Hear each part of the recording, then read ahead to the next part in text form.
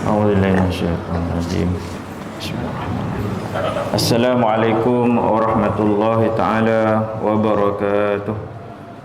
Bismillahirrahmanirrahim. Alhamdulillahirabbil alamin wa bihi nasta'in wa la 'udwana 'alal zalimin wassalatu wassalamu ala asyrafil anbiya'i wal mursalin wa ala alihi wa sahbihi wa man tabi'ahum bi ihsanin ila yaumiddin.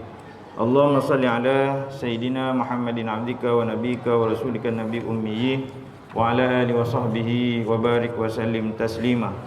La ilaha illallah Muhammadur Rasulullah fi kulli matin wa nafasin adada ma wasi'ahu anullah. Subhanaka la ilma lana illa ma 'allamtana innaka antal alimul hakim. Rabbi shrah li sadri wa yassir li amri wa hlul 'uqdatam min lisani yafqahu qawli. Allahumma aftah lana qulubana fi talabil ilmi warzuqna ikhlasa fihi wal amala bihi wa nasra bihi hatta ya'tina al yaqin. Allahumma faqihna fid din wa 'allimna ta'wil. Allahumma harimna lazata ma'siyati warzuqna lazata ta'atik. Allahumma a'inna 'ala zikrika wa syukrika wa husni ibadatik. Ya Allah, al-aman al-aman al-aman ya hafid ya mujib. Qallisna minal waba wa sallallahu ala sayyidina Muhammadin wa ala alihi wa sahbihi wa baraka wa sallam walhamdulillahi rabbil alamin. Amma ba'du. Muslimin muslimat hadirin hadirat yang dimuliakan Allah Subhanahu wa taala. Jadi alhamdulillah pada malam ini sekali lagi kita dapat menyambung pengajian kita daripada kitab Aqidatul Mukmin, iaitu akidah orang beriman, yang dikarang oleh Sayyidi Ustaz Raja Ahmad Mukhlis bin Raja Jamaluddin Al-Azhari hafizallahu taala wa nafa'ana bi ulumi wa bi ulumi masyayikhina fid darain amin. Jadi malam ini kita sambung perbahasan berkenaan dengan sifat kaunuhu khadiran, surat 73, yang mana yang minggu lepas kita dah sebut tentang sifat kalam, sifat perkataan Allah Subhanahu wa taala. Jadi sifat kalam tu adalah sifat ma'ani, sifat ma'ani yang ketujuh. Jadi pada malam ni kita dah masuk kepada sifat yang ketiga lah daripada sifat yang besar tu. Sifat yang ketiga iaitu sifat maknawiyah. Sifat maknawiyah.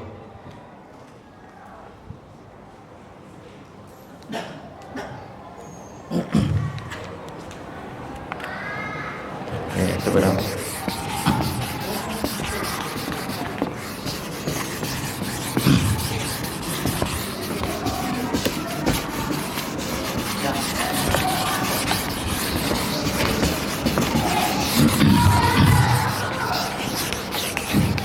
malam ni kita masuk sifat yang sifat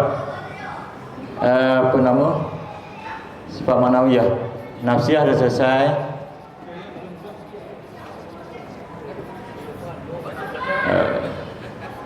Yang kedua dah selesai, salbiyah. Yang ketiga pun dah selesai, ma'ani.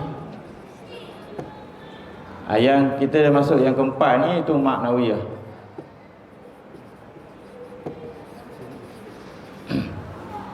Kita ulang balik. Nafsiyah tu ada 1, salbiyah ada 5, ma'ani ada 7, ma'nawiyah nanti ada 7. Jadi semuanya 20. Okey, sifat ma'nawiyah yang pertama iaitu sifat kaunuhu qadiran, ataupun setengah kita ada tulis kaunuhu ta'ala qadiran. Okey, perbahasan sifat-sifat maknawiyah. Sifat maknawiyah ni adalah sifat yang melazimi sifat ma'ani. Oleh kerana tu jumlah dia sama. Sifat ma'ani 7, sifat maknawiyah pun ada 7 juga. Sebab sifat maknawiyah ni adalah sifat yang melazimi sifat ma'ani. Sebab tu jumlah dia 7. Okey. Maknanya kalau tidak ada sifat ma'ani, bila tidak ada sifat maknawiyah, maka tak ada sifat ma'ani. Bila ada sifat ma'ani, maka adanya sifat maknawiyah. Kerana dia berlaziman, antara dua sifat ni berlaziman.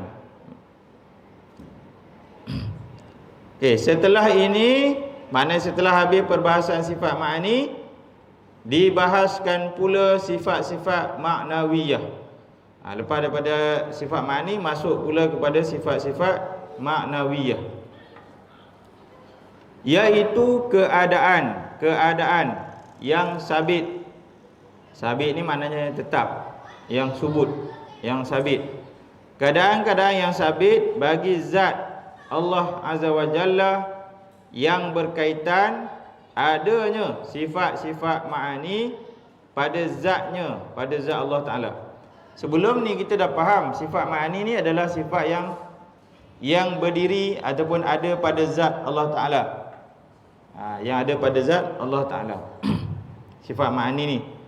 Jadi sifat ma'ani yang 7 ni, nanti kalau Allah Ta'ala buka hijab, buka pendinding, penghalang antara kita dengan Allah Ta'ala, maka kita akan dapat lihat sifat ma'ani tu.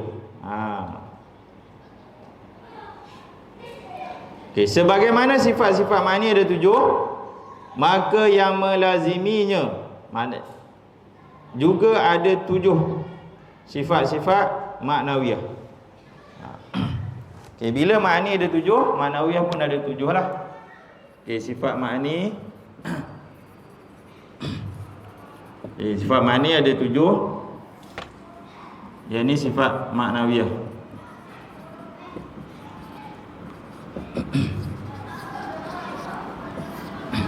Okay, sifat ma'ani kita kena ingat balik lah apa sifat ma'ani. Yang pertama, ni kena hafal ni. Tak hafal rotan ke seorang-seorang. Qudrah kan. Lepas tu iradah, kena hafal ni. Lepas tu iradah,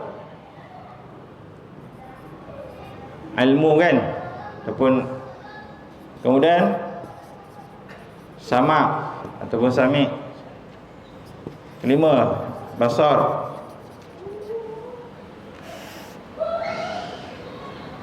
Hayah dulu. Sifat hayah, sama, basar. Lepas tu 7 kalam. Okey, bila sifat ma'ani ada 7, sifat maknawiyah pun ada 7 juga. Jadi yang pertama, kaunuhu qadiran. Bila sifat ma'ani qudrah, yang melazimi sifat ma'ani, sifat maknawiyah, kaunuhu qadiran. Sama, qudrah, qadiran.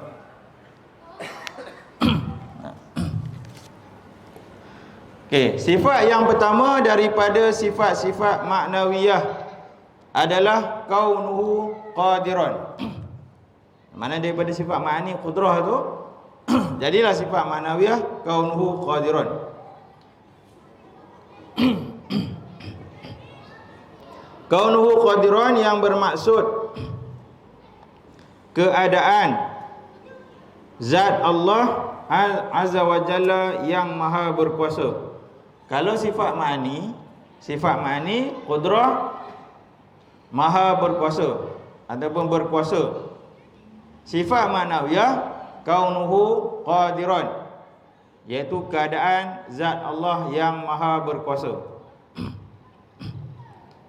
Kaunuhu tu maksud dia keadaan zatnya Allah Ta'ala. Qadiran, yang maha berkuasa. Keadaan zat Allah Ta'ala yang maha berkuasa. Daripada sifat ma'ani. Okay, yang berada pada zat Allah Ta'ala tu sifat ma'ani saja. Sifat manawiyah tu tak. Sifat manawiyah tu keadaan zat. Keadaan sifat zat tadi, sifat qudrah tu. Keadaan saja. Ataupun disebut hal.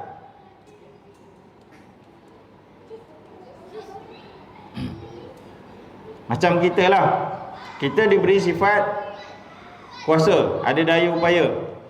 Bila kita melakukan sesuatu dengan daya upaya yang kita ada, maknanya keadaan kita tu berkeupayaan. Tu maksud dia.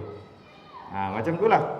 Yang ada pada kita tu sifat qudrah, sifat kuasa tu. Keupayaan tu ada pada kita. keadaan berkeupayaan kita tu hasil daripada sifat kuasa yang kita ada. Boleh faham? Maksudnya, kita ada sifat qudrah, kita ada sifat kuasa, ada keupayaan. Bila kita melakukan sesuatu, maknanya keadaan kita tu keadaan yang berkeupayaan. Itu maksud dia, bandingan dia lah. Jadi sifat ma'ani Allah Ta'ala tu sifat qudrah. Jadi keadaan Allah Ta'ala berkuasa itu iaitu sifat maknawiyah. Itu sifat maknawiyah,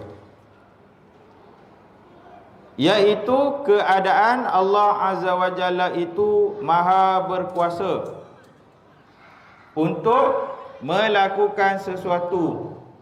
Maknanya keadaan Allah Ta'ala yang maha berkuasa melakukan sesuatu yang mungkin atau meninggalkannya. Maknanya Allah Ta'ala berkuasa untuk melakukan sesuatu yang mungkin. Mungkin ni kita dah bagi tahu dah sebelum ni kan. Apa maksud mungkin? Mungkin ni sesuatu yang boleh ada dan sesuatu yang boleh tidak ada. Tergantung kepada qudrah iradah Allah Ta'ala lah. Kalau Allah Ta'ala berkehendak nak melakukan sesuatu itu dengan qudrahnya, maka sesuatu itu ada. Kalau Allah Ta'ala tak berkehendak untuk melakukan sesuatu, maka sesuatu itu tidak ada. Jadi harus bagi Allah Ta'ala untuk buat sesuatu ataupun tak buat sesuatu.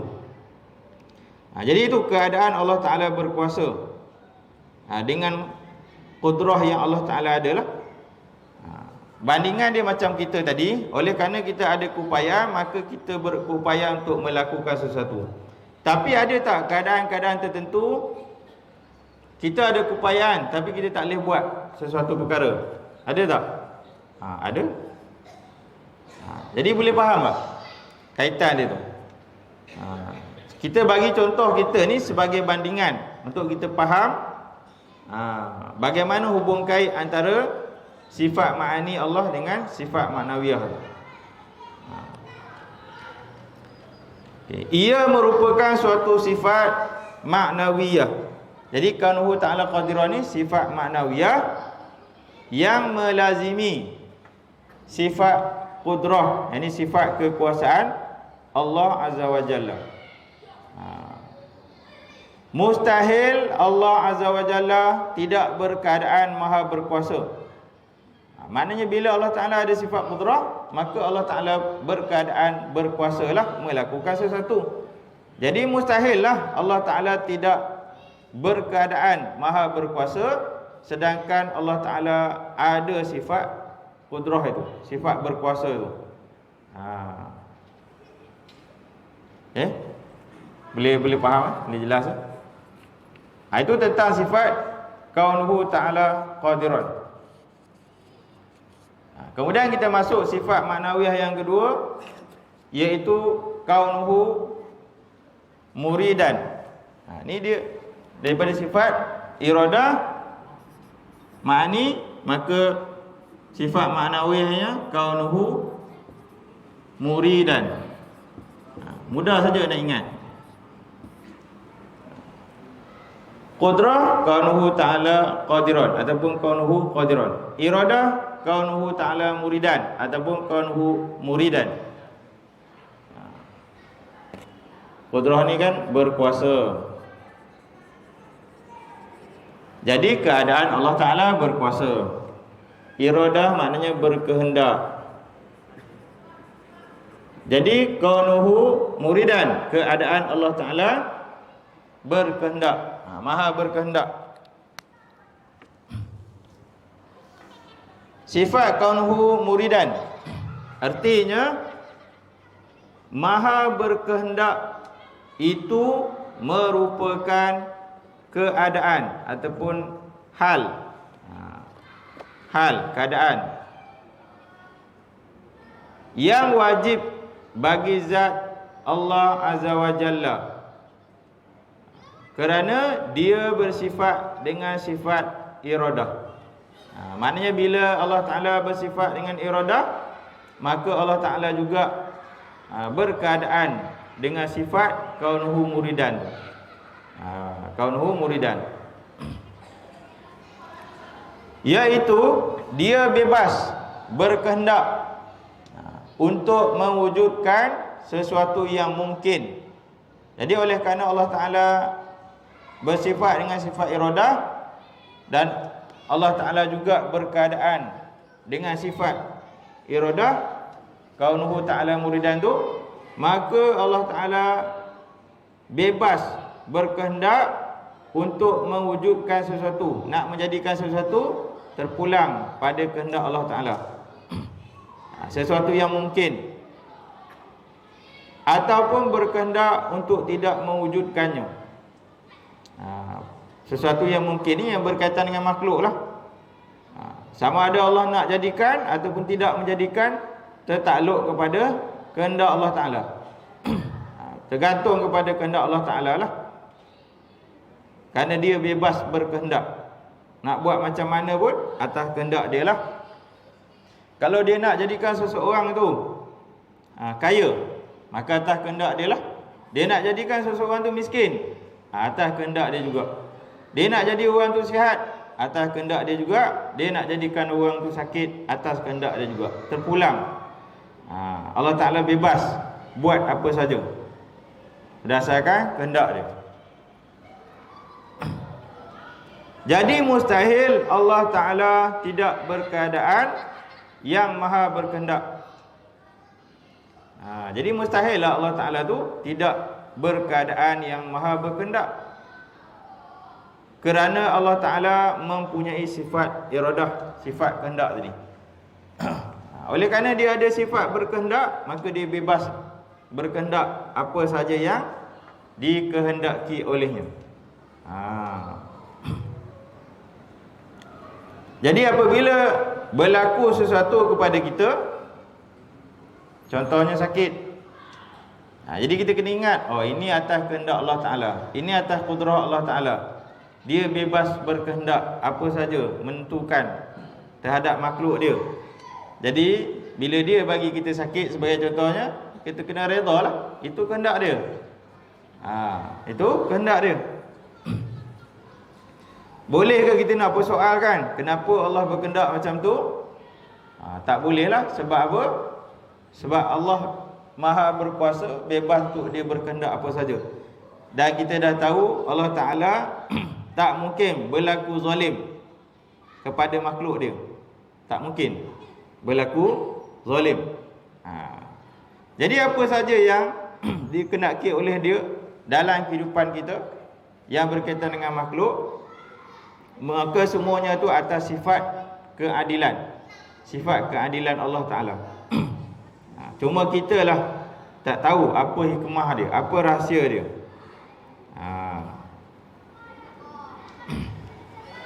Jadi kalau Allah bagi sakit, jangan kita ingat sakit ni sebagai siksa, sebagai bala. Itu bukan.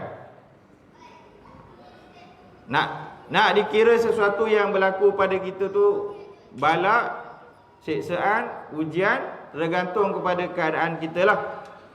Kalau keadaan kita tu, kita ni orang yang baik, orang yang soleh, maka apabila Allah Ta'ala duga kita dengan sakit, dengan kemiskinan, dengan kesusahan, maka itu adalah ujian. Allah nak naikkan darjat dan kedudukan kita. Dan kalau bila Allah Ta'ala lakukan sesuatu pada kita, sama ada sakit, susah dan sebagainya, maka kalau keadaan kita tu, kita orang yang bukan orang-orang soleh, orang yang tak baik, maka kita ingat itu boleh jadi adalah balak. Itu adalah balak. Sama ada itu ujian ataupun balak, kita kena ingat setiap apa yang Allah kehendak tu ada hikmah dia, ada rahsia dia. Sebagaimana yang disebut dalam hadis, apabila Allah Ta'ala tentukan sakit kepada seseorang, yang mana orang tu adalah orang yang ahli ibadat ataupun orang soleh, bila dia sakit, Allah tentukan dia sakit, dia tak boleh nak buat ibadat-ibadat yang pernah dia buat. Bila dia berkeadaan macam tu, pahala dia tetap berjalan, pahala dia tetap ditulis oleh malaikat. Walaupun ketika mana sakit tu dia tak dapat nak buat amalan soleh yang pernah dia buat. Sebab sebelum tu dia buat, dia melakukan amal-amal soleh. Jadi bila dia sakit, seolah-olah Allah nak bagi dia rehat. Tapi pahala tetap jalan. Itu hikmah dia. Maksudnya bila kita orang yang memang selalu buat perkara yang baik, perkara yang soleh, amalan-amalan yang baik, tiba-tiba Allah Ta'ala bagi kita sakit. Sakit yang contohnya tak boleh nak bergerak, tak boleh nak buat itu, nak buat ini. Jadi kita ingat, mungkin Allah nak bagi kita rehat, nak bagi rehat. Tapi pahala tetap jalan, sebagaimana kita buat waktu kita sihat. Jadi kalau orang yang tak biasa buat macam tu, kan, tak rajin nak buat ibadat, tak rajin nak pergi majlis ilmu dan sebagainya, bila Allah Ta'ala bagi dia sakit, dia rugilah. Tak ada pahala amalan yang dia buat sebelum tu. Sebab sebelum dia sakit dia tak buat. Jadi bila Allah Ta'ala bagi dia sakit, dia tak ada buat nak buat apa, rugi. Rugi. Jadi dia sentiasa dalam keadaan berkehendak. Jadi Allah Ta'ala tu sentiasa dalam keadaan berkehendak. Kerana sifat kehendak sentiasa ada pada zatnya, iaitu pada zat Allah Ta'ala. Sifat kehendak tu sentiasa ada pada zat Allah Ta'ala. Walaupun sebelum benda-benda yang dikehendaki itu wujud dan diciptakan. Maknanya sebelum sesuatu itu dijadikan, diciptakan, Allah Ta'ala memang dah ada sifat berkehendak tu. Sifat kehendak Allah Ta'ala tu ada pada zat Allah Ta'ala sedia kala, sejak dulu, sejak azali sampailah bila-bila. Jadi bila Allah Ta'ala berkehendak, maka berlakulah sesuatu tu berdasarkan kudrah kuasa Allah Ta'ala, berdasarkan ilmunya dan sebagainya. Dia berkehendak sejak azali, sejak sedia kala, sejak abadi lagi dia berkehendak. Walaupun benda-benda yang dikehendaki untuk diadakan itu belum diciptakan lagi. Maknanya dalam qadar Allah Ta'ala dia dah tentukan sejak azali lagi di Lauhul Mahfuz, dah tertulis apa yang dikehendaki, apa yang akan berlaku pada masa yang akan datang. Semua tu sudah ada. Bila sampai masanya, barulah ketentuan yang sudah ditentukan itu berlaku. Kerana kehendaknya adalah azali, sedangkan makhluk-makhluk ciptaannya yang dia ingin ciptakan itu bersifat baharu. Jadi sifat-sifat Allah Ta'ala ni bersifat dengan sedia kala, sejak azali. Sedangkan makhluk yang nak diciptakan oleh Allah Ta'ala tu bersifat baharu. Bersifat baharu tu dengan makna sebelum ni belum ada, lepas diciptakan baru ada. Kemudian baharu tu juga dengan makna setiap kejadian tu ada permulaan, dan setiap kejadian itu juga ada pengakhiran. Itu makna baharu. Jadi setiap sesuatu yang ada ciri-ciri ni, sesuatu itu bersifat baharu. Contohnya botol air. Belum ni tak ada botol air, dah dicipta, direka botol air ni baru ada, kan? Maknanya sejak botol ni diciptakan, dia ada permulaan dalam penciptaan dia. Kalau makanan tu dia ada diudit kan, bila masa dia dibuat, dikilangkan, bila masa dia expired dia ada kan masa dia. Masa dia ada ciri-ciri pengakhiran dia, bila dia dia akan tamat tempoh dia. Bila ada ciri-ciri tu, maknanya benda ni adalah benda yang bersifat baru. Kita ada hari kelahiran kita, ada hari kematian kita. Kita berubah-ubah, ada perubahan dalam kehidupan kita, maka kita ni bersifat baharu. Maka kita ni bersifat baharu. Okey, jelas Okey, sifat maknawiyah ni dia tak letak dalil, kerana dalilnya adalah sama dengan sifat ma'ani. Kalau kata contohnya sifat ma'ani qudrah. Sifat maknawiyahnya kaunuhu qadiran. Dalilnya adalah samalah. Innallaha ala kulli syai'in qadir. Sesungguhnya Allah Ta'ala berkuasa atas setiap sesuatu. Dalilnya adalah sama. Begitu juga dalil bagi sifat kaunuhu muridan, sama dengan dalil bagi sifat iradah. Ini sifat ma'ani. Kemudian sifat kaunuhu aliman. Sifat kaunuhu aliman ni adalah daripada sifat ilmu. Ilmu maknanya berilmu. Jadi sifat maknawiyah dia kaunuhu aliman. Keadaan Allah Ta'ala yang maha alim, maha berilmu, maha mengetahui. Berilmu ataupun mengetahuilah.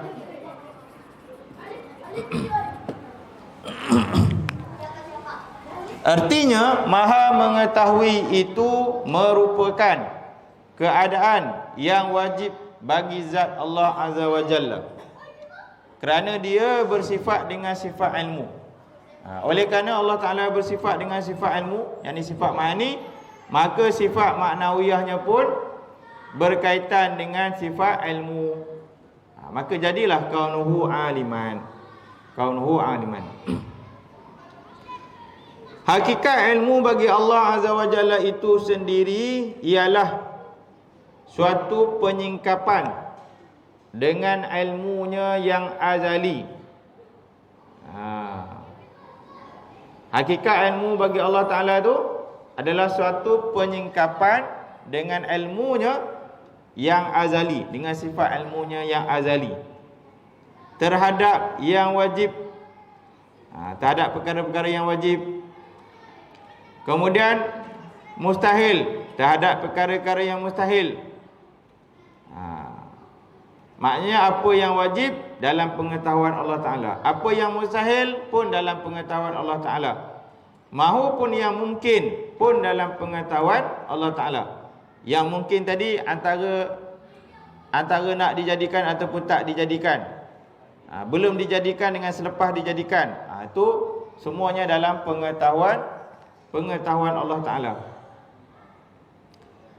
Kalau kita benda yang tak berlaku lagi kita tak tahu, bila dah berlaku baru kita tahu. Itu kita, sebab ilmu kita terbatas, ada sifat kekurangan. Sedangkan ilmu Allah Ta'ala tu maha mengetahui perkara yang wajib, perkara yang mustahil, perkara yang mungkin, belum berlaku, akan berlaku, telah berlaku dan sebagainya. Semua tu dalam pengetahuan Allah Ta'ala. Mustahil Allah Azza wa Jalla tidak berkeadaan, maha berilmu, kerana Allah Azza wa Jalla bersifat dengan ilmu. Oleh kerana Allah Ta'ala tu bersifat dengan ilmu, maka Allah Ta'ala juga berkeadaan, maha mengetahui, maha berilmu tentang semua perkara yang wajib, mustahil dan harus ataupun yang mungkin tadi.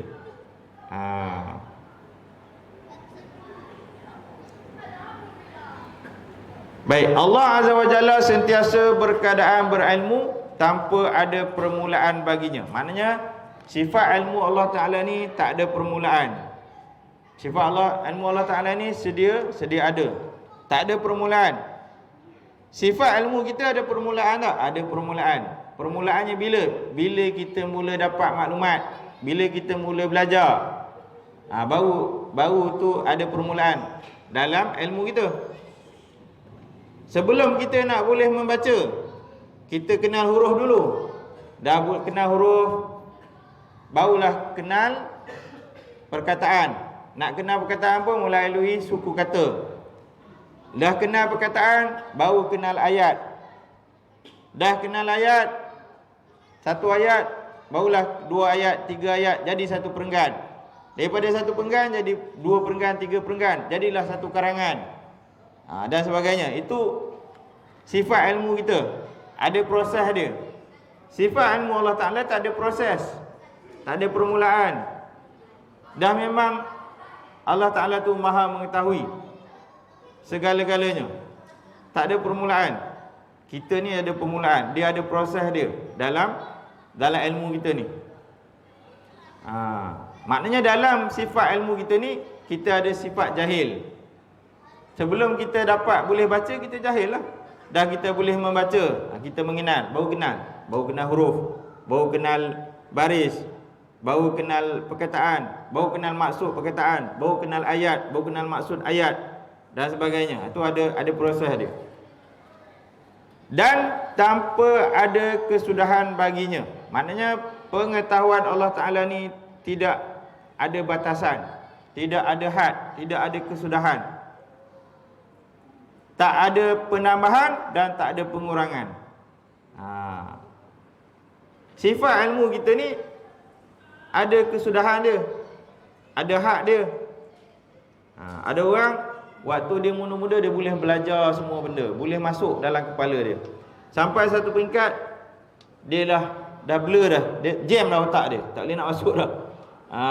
Kan, tak boleh nak masuk dah segala maklumat.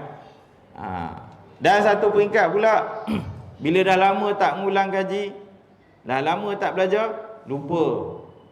Bila ulang kaji balik, ingat balik. Memori dia tu dia recall balik memori dia. Itu kita. Allah Ta'ala tak ada permulaan, tak ada kesudahan, tak ada penambahan dalam ilmu dia, tak ada pengurangan. Sedia ada macam tu. Itu yang dikatakan maha berilmu. Okey, segala sesuatu sentiasa tersingkap di sisi ilmu Allah Azza wa Jalla. Segala sesuatu tu tersingkap dalam ilmu Allah Ta'ala, dalam pengetahuan Allah Ta'ala. Sama ada ianya sudah ada, sama ada sesuatu tu dah ada, belum ada, mahu pun akan ada, bakal ada. Semuanya tu dalam pengetahuan Allah Ta'ala.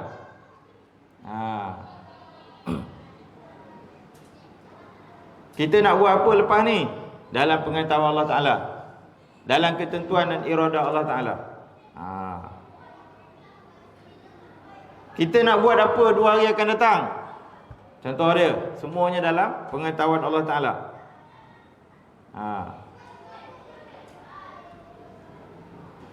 Maksud kaunuhu aliman ialah dia sentiasa berkeadaan maha mengetahui. Jadi Allah Ta'ala tu sentiasa maha mengetahui segala maklumat. Maklumat ni maknanya perkara yang diketahui, yang maklum sejak azali. Sejak azali lagi dah dalam pengetahuan Allah Ta'ala dan tidak berubah-ubah. Jadi pengetahuan Allah Ta'ala tu tidak berubah-ubah. Pengetahuan kita tu berubah-ubah. Waktu kita ingat, ingatan kita kuat, kita ingatlah. Waktu ingatan kita lemah, kita lupa. Jadi Allah Ta'ala tak ada sifat lupa. Pengetahuannya tu tak berubah-ubah.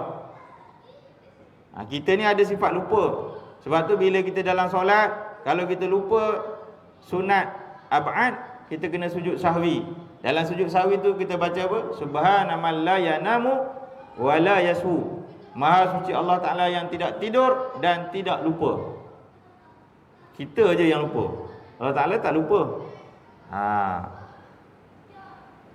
Kita hutang orang, kita ambil harta orang, boleh jadi orang tuan dia lupa, kita hutang dia, dia tak catat, dia tak tulis. Tapi Allah Ta'ala mengetahuinya. Kita boleh tipu siapa saja, kita boleh apa saja, semua tu Allah Ta'ala maha mengetahui. Jadi pengetahuan Allah Ta'ala itu tak berubah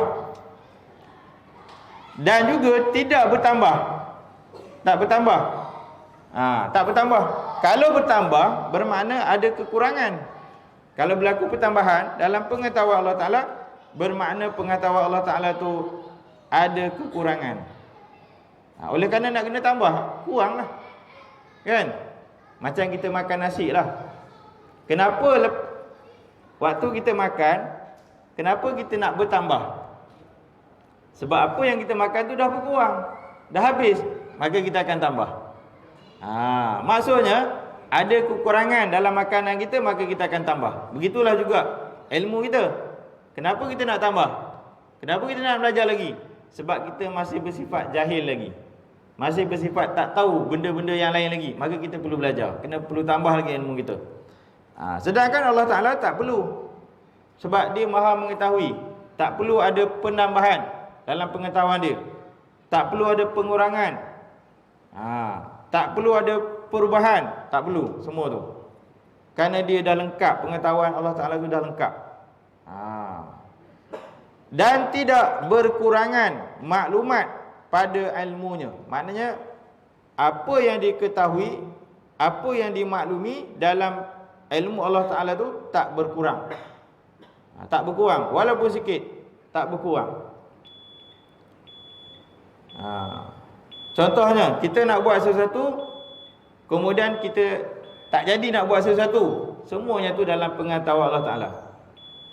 Contohnya, kita rancang nak pergi satu tempat, kemudian kita ubah niat kita, tak nak pergilah. Semua tu dalam pengetahuan Allah Ta'ala. Kalau kita sesama kita, kita plan sesuatu, kita maklumkan pada kawan kita maklum perkara tersebut. Tapi kalau kita ubah niat, dia maklum tak? Dia tahu tak tahu kalau kita tak beritahu dia? Itu beza dia kita dengan Allah Ta'ala. Itu sifat kaunuhu aliman. Nanti kita sambung sifat kaunuhu hayyan sampailah kaunuhu mutakalliman. Bila habis kaunuhu mutakalliman, maksudnya dah lengkap 20 sifat yang wajib diketahui oleh setiap orang Islam yang mukallaf, yang wajib dia kena tahu, wajib dia kena belajar, wajib dia kena ingat satu persatu huraian dia. Dan lepas tu barulah masuk kepada sifat jaiz, sifat harus bagi Allah Ta'ala. Dalam kitab ni dia tak cerita sifat mustahil secara detail. Dia terus masuk pada sifat harus terus. Kerana dalam sifat yang wajib tadi tu dia dah selit sikit-sikit tentang sifat mustahil, maka dia tak detailkan lagi. Kerana kitab ni sesuai untuk orang yang baru mula-mula nak belajar. Nanti bila kita dah pindah pada kitab yang lain, baru dia detailkan perkara-perkara yang mustahil tu. Maknanya lepas sifat wajib, 20 sifat wajib, dia ada 20 sifat mustahil. Lepas tu baru masuk sifat harus. Itu yang jadi 50 sifat tu. Sikit lagi sebelum kita berhenti. Yang dalam ni dia tak sebut lah. Dia tak sebut. 20 sifat wajib, 20 sifat mustahil, nanti masuk sifat harus 1. Sifat harus 1 je, jadi 50. Jadi 50 sifat. Jadi mudah-mudahan apa yang kita dapat pada malam ni dapat kita fahami, dapat kita hadam betul-betul, dapat dapat kita meneguhkan pemahaman kita tentang tauhid dalam kita mengesakan Allah Ta'ala. Mudah-mudahan itu juga memberi kesan dalam amal ibadat kita. Maknanya apabila kita mendalami ilmu tauhid, maka amal ibadat kita mudah-mudahan itu makin kuat hubungan kita dengan Allah Subhanahu Wa Ta'ala. Jadi yang baik itu datangnya daripada Allah Subhanahu Wa Ta'ala, yang lemah kurang itu daripada diri saya sendiri. Mohon maaf salah silap dan sebagainya. Jadi sekadar itu saja. Wallahu a'lamu bissawab wa ilaihi marji'u wal ma'ab wa billahi taufiq wal hidayah. Wassalamualaikum warahmatullahi taala wabarakatuh.